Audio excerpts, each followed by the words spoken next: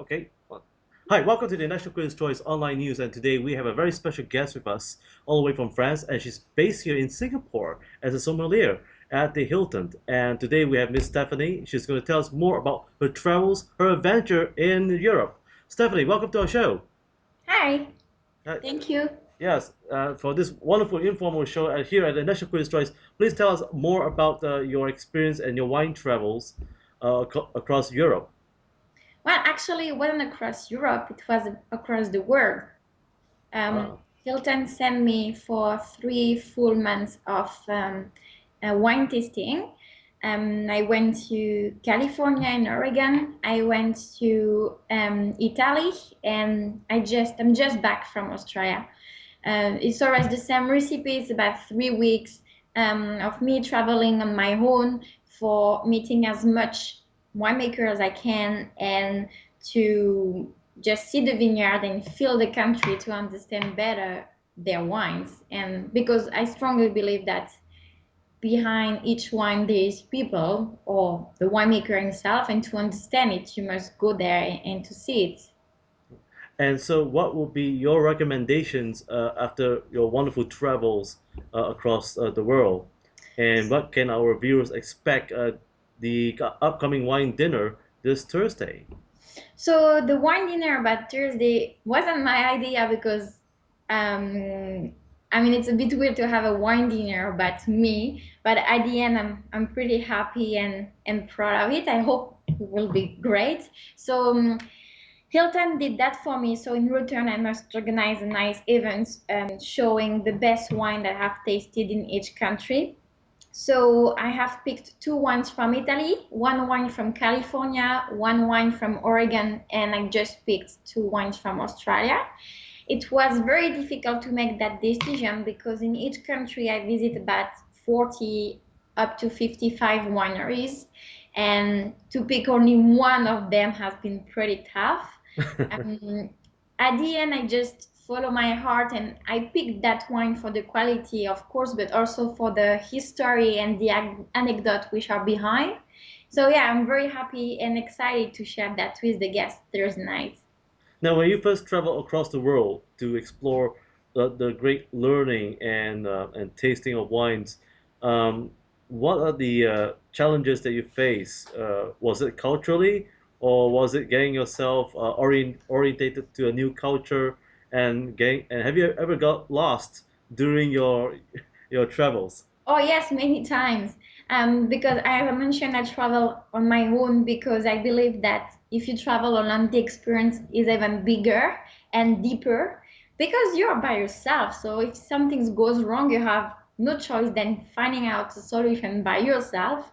And at the same time, you focus more on few things like when you go to wine tastings, it's not always easy because you spend a couple of hours with a winemaker and you have to be very concentrated about what he will say, but when you have 3 to 4 tasting per day, sometimes you get tired and it's really difficult to follow that person, especially when it's not your own language.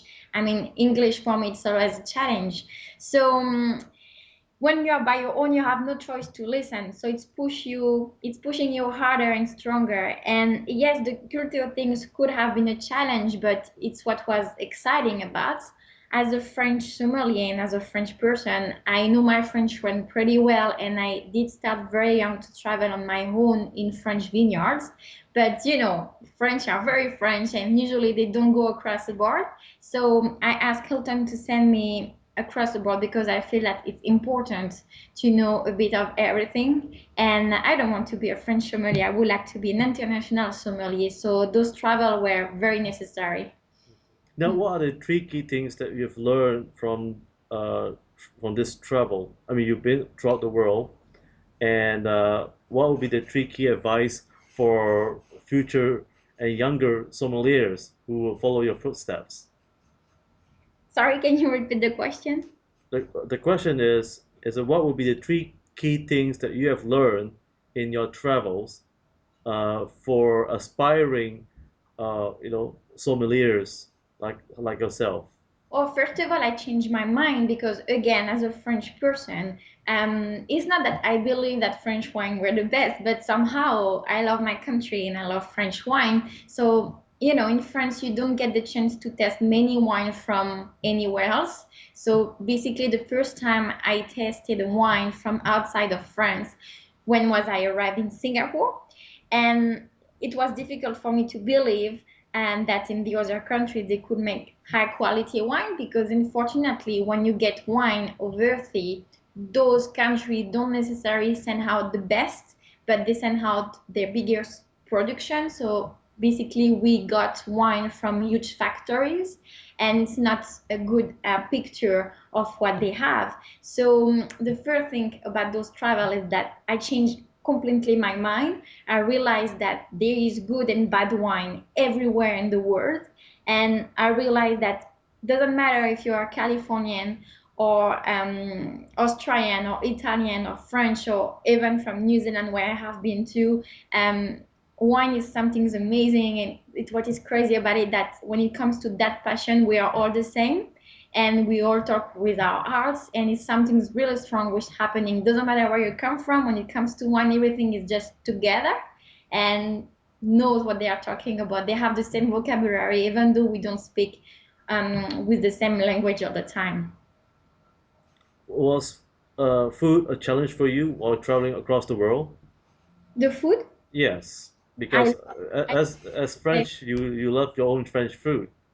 Oh no, I have been living in Asia for 4 years now. I'm a big fan of Asian food, Asian culture, and everything.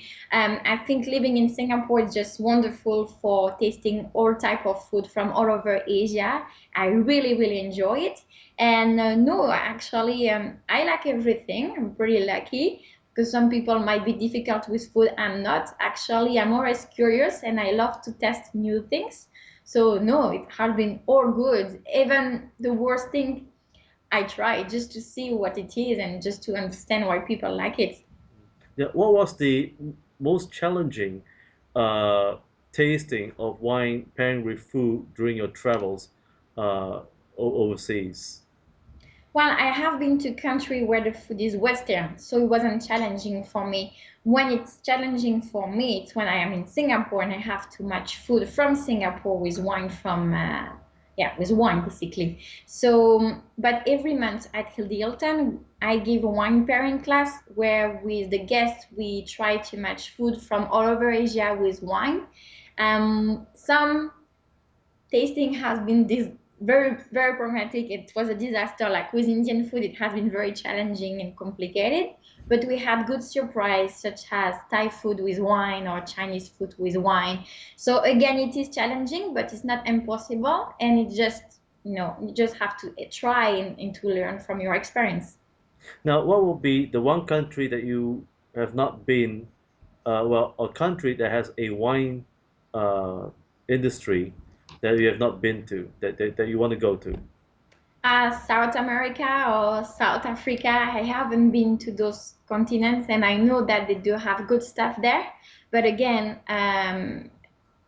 outside of those countries, you don't always try the best of those countries.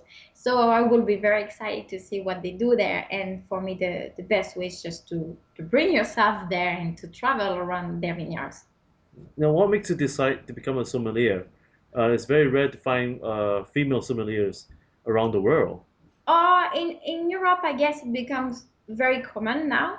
Um, Again, as a French is part of my culture, I have started to test wine when I was really, really, really young. When I was 15, it was just normal for my parents to give me a glass of wine for some occasion. So, yeah, since I'm very small, I test and I enjoy wine, and it's just part of our culture. So, we basically always have wine at the table. Um, Now, why I did wanted to make that my job is just because I felt that it's something just amazing and which was giving me a lot of pleasure. And for me, a sommelier is someone who is in charge of transmitting some passion from the winemaker through the guests, is like the messenger of the winemakers. And I really, really like the idea. And yes, I love gastronomy, hospitality in general, and people. So if I can make people with wine, that make me very happy. Wow. Now, what will be the impression or your definition of a good wine? A good wine is a wine which is made by the winemaker from the bottom of his heart. So for me, a bad wine, first of all, there is no best wine because the best wine is the one you like. So I might like some wine that you will hate. So I always really be careful to make the difference between good and bad wine and the one that you like or you don't like. From that, the wine that I consider not good is those wine coming from those huge factories, those wine which are made to make money, those wine which are fake because they are over made. I mean, they are not well born, they're well made. And I am really not a big fan of those wine because there's no history behind. And when you drink a glass of wine, such of wine, it's no spirit behind. There's nothing behind. So you just drink to drink. And I don't drink wine just to drink. I drink wine because there's passion, history, and people behind. And that goes the same with the Hilton.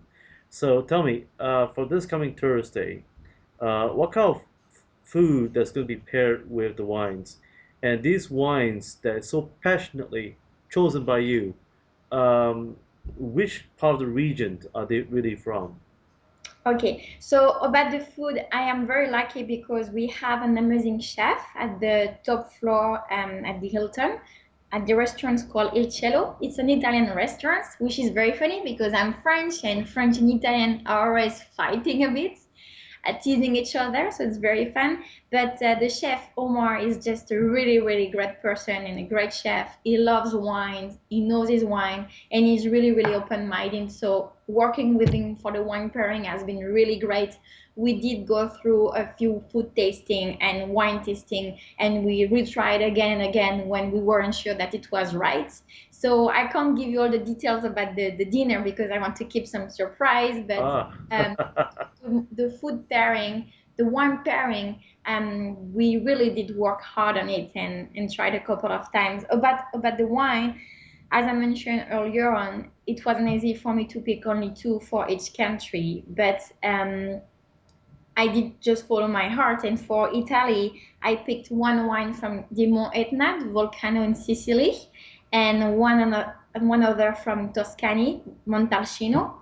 For America, I select one wine from the Sonoma Coast in California and another one from the Willamette Valley in Oregon. And for Australia, I just made the choice because I'm just back from that trip again. And I choose one wine from Margaret River and the other one from Victoria Valley in the Yarra Valley. what's next for you, Stephanie? Next. Yes, what's next for you? Next in my career plane, in what? No, I mean, what's next? Do you have the next trip for you? Would that be in Argentina or South Africa? Well, I think that Hilton has been generous enough, so I won't ask them to send me again overseas because it's already amazing what they have done for me. But by my own, yes, definitely I wish to go in one of those countries, in one of those vineyards. But the nearest step it's for me to be back into the vineyard. I did made my own wine in 2008, which I sold to Hilton Singapore. And for me, working in the vineyard, working in the winery itself, to touch the wine, to make the wine, to help the winemakers out, is the best way to really, really understand the wine and to feel it better. So my nearest step is just to take a break of 1 or 2 months, just to go in the vineyard. I don't know which one yet, and to go back harvesting and making wine and working in a winery and get my hands dirty by the wine and stuff like that for me is really important and I miss that a lot. Amazing. And thank you, Stephanie, for joining us here at the Natural Creators Choice. And folks, please get more information on the Hilton.com Singapore for more information about the wine dinner. And please make reservations as soon as possible. And also, Stephanie said before that she does organize some classes. Yeah. And please go to the website as well. And wait, Stephanie, my fans would like to know, do you have a fan page or Facebook page where they can get in touch with you for more updates on your wine tastings and wine classes, or just the Hilton will do? Well, they can go through Hilton. They can go through my Facebook, Stephanie Rigourd. I usually accept people. It's no problem. They send me an email through that. It's fine. Otherwise, I do have a blog called Stephanie Wine Escapade. So it's basically a blog which talks about each trip I have done and a small article about what I've seen, who I have met, and some anecdotes. So they can drop me a message on that blog too. There you go, folks. She has a blog. So please join her on her blog. And one last question. I have one question right now coming from Indonesia, just for you. And that is, Stephanie, can you tell us about wines that is made out of, well, sealed with a cap screw and a cork? Which would you prefer? If a wine would cost me $100 for a cap screw versus the cork, which should I choose? I think it's part of the culture for European to keep the cork, and they are not used to see capsules screwed yet, so they tend to say that is bad. But from my experience, and I've been talking about that with many winemakers all the time, it's not an issue to have a capsule screw. Actually, there is more exchange with the oxygen itself, so the wine will even be able to last longer. So capsule screw is not a problem at all. It's just that in mind of people, good wine should be with cork, but it's not true. So doesn't matter. Really, it's not a problem at all. Just pick the one you like. It doesn't matter if it's capsule screw or cork. Oh, wait, I have one more question. Mind if you indulge for one more question? That question comes from Malaysia. Dear Stephanie, can you please tell us if having a chilled red wine is good, or should a chilled or a non-chilled red wine should be served that way? So it depends what red wine you are talking about. What you have to know about the temperature of the red wine is that when you have cold wine, the tannin gets tighter and stronger. The tannin gives that sensation of dryness in the palate. So if you have a Pinot Noir or really light red wine, usually the tannins are pretty little and soft. So you will pour the red wine slightly cooler to give some volume to the tannins. Now, if you are talking about the big wines made of Merlot, Cabernet, with huge tannins, rustic tannins, you are better to pour the wine at warmer temperature to get the tannins softer. So we play with the temperature to give relief or not to the tannins. I know that in Asia, usually guests complain when I bring a bottle out of red wine, which is slightly cold. But we have to understand that the weather is really, really warm. And when you put the wine in the glass right away, it's taking 2 degrees of temperature. So the temperature goes high very fast. Having said that, it's better to pour red wine slightly too cold and wait for it to get at the right temperature than pouring it too warm. And unfortunately, in Asia, too many times I have seen people pouring a red wine too warm, and it's not right. But again, when you choose the temperature of the service of the wine, you have to know which one you are talking about, which grapes, where it come from, because that will make your decision. Well said. And I have just one last question from Taiwan. Dear Stephanie, can you please tell us is uh, a good wine defined by the price of the wine that I paid for? Like a $20 wine versus a $100 wine. Absolutely not. You can have exceptional wine for small price.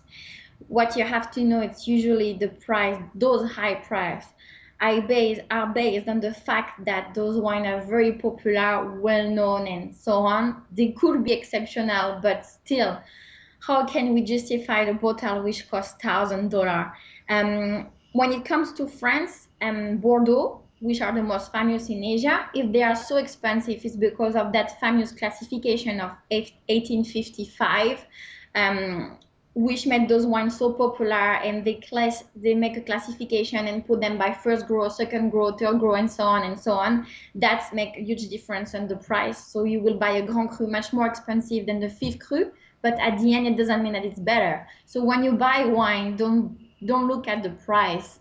You have to test it, or just to look at the background of the winemaker, and that's it. The price doesn't tell you the quality, not at all. Hmm.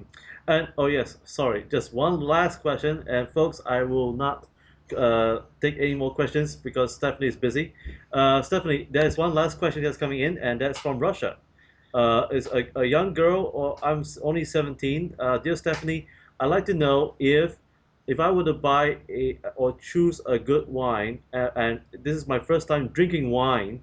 How do I know it's a good wine? Is it based on taste? Definitely, it's your own taste. We are all different. We all have a different culture and background. So you have to test, if you like it, but don't go for those complex wine when you begin with, because wine is just like, I always compare that to book. When you start to read, if we pick for you very big books, very complicated, you won't enjoy it because after one chapter you will be fed up and you won't get it. But when you start to read and you're very small and we give you easy reading books, you will enjoy it because you feel proud of yourself because you understand it. And slowly, slowly, you will go for harder and more difficult books. So the wine is the same things. You should start by easy drinking wine, well made, well born, fresh, crispy, something simple, and slowly, slowly you go up to the complex wine. But you have to open and you have to test. There is no secret. Nobody can tell you what you will like exactly. We can help you, but you are the only person at the end to know what you like or don't. Well, Stephanie, thank you for joining us here at the National Critics' Choice, and thank you for answering all the questions for our viewers as well. And once again, we look forward to coming to your wine dinner on Thursday, Thank you. which is on the 27th. Is that right? Yeah, that's right. That's right, folks. Please make your reservations for this wonderful wine dinner on for the 27th at the Hilton Singapore if you're coming by here in Southeast Asia. Once again, I'm Robin Steinberg. Thank you for joining me.